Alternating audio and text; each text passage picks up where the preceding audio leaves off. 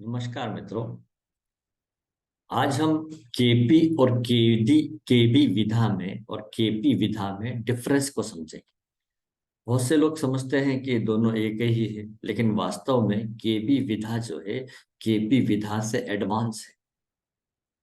हम ये तो देख लेते हैं कि किसी व्यक्ति का विवाह कैसा होगा, वैवाहिक जीवन कैसा रहेगा, कब होगा, लेकिन उसमें और जो बारीक डिटेल है कि पति पत्नी के बीच संबंध कैसे रहेंगे, कब झगड़ा हो सकता है, कब नहीं हो सकता है, सुखी जीवन रहेगा नहीं रहेगा, ये सारी बातें डिटेल में हमें जो है केबी विधा से पता चलती है। बहुत से लोग बोलते हैं कि भाई सबसे पहले लग्न को ही देखो। बिल्कुल देखना चाहिए, है ना। फिर वो बोलते हैं कि लग्न का संबंध अगर 2, 5, 7 या 11 से होगा तो विवाह होगा।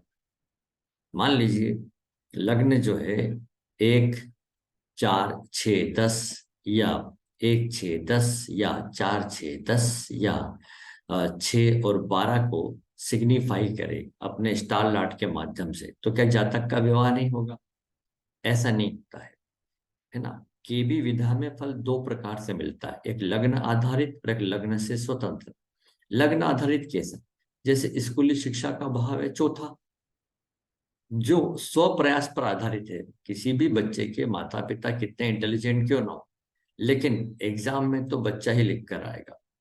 ये उसका स्वयं का प्रयास है, और हर बच्चे की अपनी कैपेसिटी होती है। इतना पूरे विश्व में एजुकेशन सिस्टम में बदलाव हो रहा है, नए नए तरीके खोजे जा रहे हैं बच्चों को सिखाने के लिए, लेकिन आज तक कोई ऐसा ऑथेंटिक या बहुत ही बढ़िया तरीका नहीं मिला है जिससे हर बच्चा जो है क्लास में टॉप आ जाए, है ना। ये उसका अपना भाग्य होता है। ठीक है। अब यही चौथा भाव जो स्कूली शिक्षा का है, ये स्व प्रयास पर आधारित है। लेकिन यही चौथा भाव प्रॉपर्टी का भी तो है। ये प्रॉपर्टी वो स्वयं भी अर्जित कर सकता है, और उसको माता पिता से या किसी अन्य से, उत्तराधिकार में या सरकार से भी प्राप्त हो सकती है। तो ये लग्न से स्वतंत्र हो गया, भले ही लग्न को मिले, लेकिन ये लग्न से स्वतंत्र हुआ। तो अब हम यहाँ पहले केबी विधा में हर एक भाव की पोटेंशियल यानी कि स्ट्रेंथ निकाली जाती है। वो क्या होती है इसमें देखिए, हमें मान लीजिए संतान पर विचार करना है, तो सबसे पहले हम पंचम भाव के सबलाट को देखेंगे। वो यहाँ पर जुपिटर है। अब हमें ये देखना है प्लानेटरी पोजीशन में कि जुपिटर का स्टार लार्ड जन्म समय क्या पाया गया। वो है सूर्य, और उसका सबलाट कौन है? जुपिटर। तो पहले जुपिटर का स्टार लॉर्ड या नक्षत्र स्वामी सूर्य है। इस सूर्य को हमें ये देखना है कि किन भावों का वो सबलॉर्ड बना है। देखिए, किसी भी भाव का सबलॉर्ड सूर्य नहीं बना है, तो स्टार लॉर्ड कॉलम में आई। स्टार लॉर्ड कॉलम में देखने पर वह चतुर्थ भाव और अष्टम भाव का, ये 4 और 8 भावों का स्टार लॉर्ड बना। फिर हम पंचम भाव से इस स्टार लॉर्ड द्वारा सूचित 4 और 8 भावों तक गिनेंगे, तो पंचम से ये चौथा भाव 12वां हो गया, तो नेगेटिव। पंचम से 8वें भाव तक गिनेंगे तो 1, 2, 3, 4 नेगेटिव। केबी विधा में किसी भाव से इस प्रकार गिनने पर यदि 4 या 8 या 12 आता है तो नेगेटिव होती है इन्वॉल्वमेंट, और अगर 1, 3, 5, 7, 9, 11 आ जाए तो पॉजिटिव। लेकिन अगर 2, 6, 10 आ जाए तो न्यूट्रल। न्यूट्रल का मतलब है कि जातक से अधिक प्रयासों की मांग की जाती है। तो हम यहाँ कह सकते हैं कि इस व्यक्ति को जो है संतान सुख ना के बराबर है। अब इसको आगे क्वालिफाई और कौन कर देगा, लास्ट में कंफर्मेशन कौन देगा? वो देगा सबलाट का सबलाट। तो पंचम भाव का सबलाट जुपिटर है, जिसका स्टार लॉर्ड सूर्य है, और सबलाट फिर गुरु है। अब इस जुपिटर को देखें कि वो किन भावों का सबलाट बन रहा है, तो आप देखेंगे कि वो 4, 5, 6, 11, 12। अब 4, 5, 6, 11 भावों को आप नोट कर लें। 4, 5, 6, 11, 12। अब ये जो स्टार लॉर्ड ने 4 और 8 भाव बताए थे, उन भावों से इन सारे भावों को आपको काउंट करना है। तो पहले चलिए चौथे से चौथा भाव गिने, तो 4 से 4 मतलब चौथा ही भाव आएगा, एक। एक लिखा। तो ये हो गया प्लस। 4 से 5वें भाव तक गिनेंगे तो चौथे से पंचम भाव दूसरा पड़ता है, तो उसके नीचे प्लस माइनस लिख दें तो ये हो गया न्यूट्रल। 4 से छठे भाव तक गिनेंगे तो चतुर्थ से छठा भाव तीसरा होने से पॉजिटिव। 4 से 11वें भाव तक आप गिनेंगे तो आठवां होने से नेगेटिव। फिर 4 से 12वें भाव तक आप गिनेंगे तो 7 8 9 9 होने से पॉजिटिव। इसी प्रकार इस अष्टम भाव से भी गिनना आपको, तो 8वें से चौथा भाव अगर आप गिनेंगे तो ये 8वें से चौथा भाव 7 8 9 9 आने से पॉजिटिव। फिर 8 से 5वें भाव तक आप गिनेंगे तो ये 7 8 9 10 10 आया मतलब न्यूट्रल, प्लस माइनस लिख देंगे। फिर इस 8वें से छठे भाव तक आएंगे तो 11वां होने से वो पॉजिटिव। फिर 8वें से 12वें भाव तक आप गिनेंगे तो 1 2 3 4 5 5 होने से पॉजिटिव। अब हम यहाँ देख रहे हैं कि प्लस और माइनस दोनों आए हैं, है ना? मतलब इस जातक को जो है संतान सुख बहुत ही कमजोर है लेकिन बहुत कमजोर है। इसका मतलब उसकी जो पत्नी है उसको अबॉर्शन हो सकता है या उनके यूटेरस में कोई प्रॉब्लम हो सकती है। ये जातक का भाग्य हो गया। अब यही पंचम भाव जो है प्रेम का भाव भी है। तो अगर पंचम भाव के सबलाट का स्टार लाट 4 और 8 बता रहा है, इसका मतलब जातक का कभी भी प्रेम सफल नहीं होगा, उसका प्रेम प्रस्ताव अस्वीकार कर दिया जाएगा, है ना? फिर इसमें अब आप लग्न चार्ट को बात करें, क्या लग्न चार्ट की कोई भूमिका नहीं होती? देखिए लग्न चार्ट वैदिक ज्योतिष पर आधारित है और उसमें हमें पूरे षोडश चार्ट चार्ट पर देखकर ही प्रेडिक्शन करना चाहिए। लेकिन लग्न चार्ट में जो ग्रह है वो अपना नैसर्गिक प्रभाव हमेशा बताते हैं। फॉर एग्जाम्पल यहाँ पर हम देखें कि पंचम भाव में यहाँ पर गुरु विराजमान है और वो भी वृषभ राशि में। पंचम भाव में जब कभी भी गुरु होता है तो या तो संतान सुख नहीं होता है और अगर हो जाए तो संतान काम नहीं आती है ना। फॉर एग्जाम्पल आपने बच्चे को पढ़ाया लिखा है, विदेश भेज दिया, अब वो वहां से आ ही नहीं रहा, उसकी मैक्सिमम जिंदगी विदेश में निकल गई, तो आपको संतान का सुख कहाँ रहा? इस प्रकार हमने पोटेंशियल चेक करी। अब सप्तम भाव को चेक करते हैं। सप्तम भाव का सबलाट यहाँ पर है केतु। इस केतु को प्लानिटरी पोजीशन में देखिए, केतु का स्टार लाट कौन है? केतु का स्टार लाट स्वयं केतु है। हम्म, और आगे सबलाट राहु है। ठीक। अब केतु को हम चेक करें कि केतु किन भावों का सबलाट बना है, तो हम देख रहे हैं केतु 7वें भाव का और नवम भाव का सबलाट बना है, तो हमने केतु के नीचे 7 और 9 लिख दिया।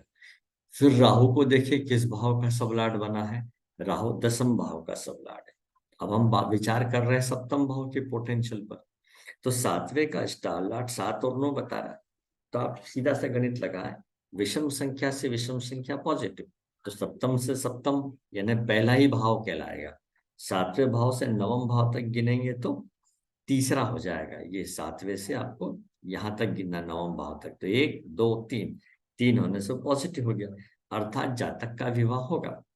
अब उसका परिणाम क्या निकलेगा वो सबलाट कंफर्म करेगा। तो सबलाट का सबलाट कौन आया? राहु। अब इन स्टार लाट द्वारा सूचित 7 और 9 भाव से 10वें भाव तक गिने, तो 7वें से 10वें भाव तक गिनेंगे तो 4 पड़ा नेगेटिव। 9 से 10 भाव तक गिना तो दूसरा पड़ा, 9 से दूसरा 10वां भाव सेकंड होता है, 2 आया, 2 मतलब प्लस माइनस। तो न्यूट्रल भाव पॉजिटिव के साथ पॉजिटिव हो जाता है, नेगेटिव के साथ नेगेटिव हो जाता है, तो यहाँ नेगेटिव हो गया, मतलब व्यक्ति का विवाह होगा और वैवाहिक जीवन के सुख में कुछ कमी रहेगी। जैसे कि अभी हमने देखा कि संतान सुख नहीं रहेगा, या संतान सुख हो और उसके बाद ये पोटेंशियल आती है, इसका मतलब उसको वैवाहिक जीवन में वो आनंद की प्राप्ति नहीं होगी जो एक साधारण मनुष्य को होनी चाहिए। अब अगर हम केपी से चलते हैं तो क्या करेंगे? केपी में इसी गुरु को हमने देखा कि भाई पंचम भाव का सबलाट कौन है? गुरु। फिर हम देखते हैं कि इसका स्टार लाट कौन है, तो पता चला वो है सूर्य। और अब सीधे सूर्य के सिग्निफिकेटर देखते हैं, वो यहाँ दिख रहा है 7 4 8 12। ठीक है, तो ये भी क्या है? 7वां भाव तो यहाँ पॉजिटिव है पंचम के लिए, लेकिन ये 4 8 12 पंचम के लिए नेगेटिव है, तो ये ठीक नहीं है ना। अब इसमें भी लिंकेज बनती है, और कि जैसे सातवें का संबंध अपने स्टार लाट द्वारा 7 और 9 से है, और फिर आगे 10 से। तब 7 के सामने 7 लिखा और उसके आगे 10 लिखा, फिर 7 के आगे 9 लिखा, फिर 10 लिखा। अब देखिए 7 7 10 और 7 9 10, ये रिजल्ट और डिटेल में आ गए। मतलब किसी भी भाव का सबलाट, जैसे सप्तम का उठाया ले लिया, उसका स्टार लाट मान लीजिए 9 भाव को बताता है, लिख लिया, तो 7 के सामने लिख दिया 9। अब उसका सबलाट 1 से लेके 12 भाव में किसी भी भाव का या अनेक भावों का सबलाट हो सकता है। तो रिजल्ट बनते जाएंगे 7 9 1, 7 9 2, 7 9 3, 7 9 4, इसी प्रकार से लास्ट में 7 9 12। इन सब के अलग अलग परिणाम मिलेंगे, है ना। ये बात है। अब कब मिलेंगे? जब सप्तम भाव का सबलाट गोचर में ऐसे ग्रह के नक्षत्र में आए जो 7 को और 9 को सिग्निफाई करता हो, तब वो परिणाम बताएगा। क्या वो परिणाम एक जैसी रहेंगे? नहीं, उनमें बदलाव आएगा। कौन देगा? गोचर में ही सबलाट का सबलाट। मान लीजिए आज हम देखते हैं कि धीमी गति का ग्रह राहु अभी चल रहे हैं, उसका नक्षत्र स्वामी केतु। तो धीमी गति का ग्रह एक नक्षत्र में तो लंबे समय तक पड़ा रहेगा, तो क्या वो सदैव एक जैसे ही फल मिलेंगे? नहीं, उसमें बदलाव कौन करेगा? सबलाट का सबलाट, क्योंकि सबलाट बदल सकता है जल्दी। ये बात है। जबकि धीमी गति तेज गति के ग्रह जो हैं वो एक नक्षत्र में जल्दी जल्दी बदल सकते हैं, फिर उसका सबला रिजल्ट देगा। जैसे तेज गति का ग्रह चंद्रमा लेते हैं। अब चंद्रमा जब दशा भुक्ति अंतर में आता है तो इसका गोचर पकड़ना मुश्किल होता है। चंद्रमा मन का कारक है, बड़ी तेजी से काम करता है कि भाई आज वो सूर्य के नक्षत्र में आया, तो फिर वो मंगल के नक्षत्र में आया, बुध के नक्षत्र में आया, ऐसा बदलता जाएगा। तो उसके आधार पर भी फल मिलते चले जाएंगे, क्योंकि दिन भर हमारा मन कार्य करता है। हम सुबह से लेकर शाम तक जो है ढेरों अनेक क्रियाएं करते हैं। सुबह बिस्तर से उठना, कुछ लोग चप्पल पहनते हैं, फिर ब्रश उठाना, ब्रश करना, पानी पीना, खाना, कपड़े पहनना, नहाना वगैरह। आप देखेंगे तो लगभग ऐसी व्यक्ति 700 के लगभग क्रियाएं करता है एक दिन में। ये भी होता है। तो ये इस प्रकार से हम इसमें निकाल सकते हैं। अब जैसे कि हम यहाँ देखें 8वें भाव को। अब देखिए 8वें भाव का सबलाट चंद्रमा। तो सबसे पहली बात नोट कीजिए, किसी भी व्यक्ति के छठे, 8वें और 12वें भाव का सबलाट चंद्रमा है तो ये दिमाग को डिस्टर्ब ही रखे,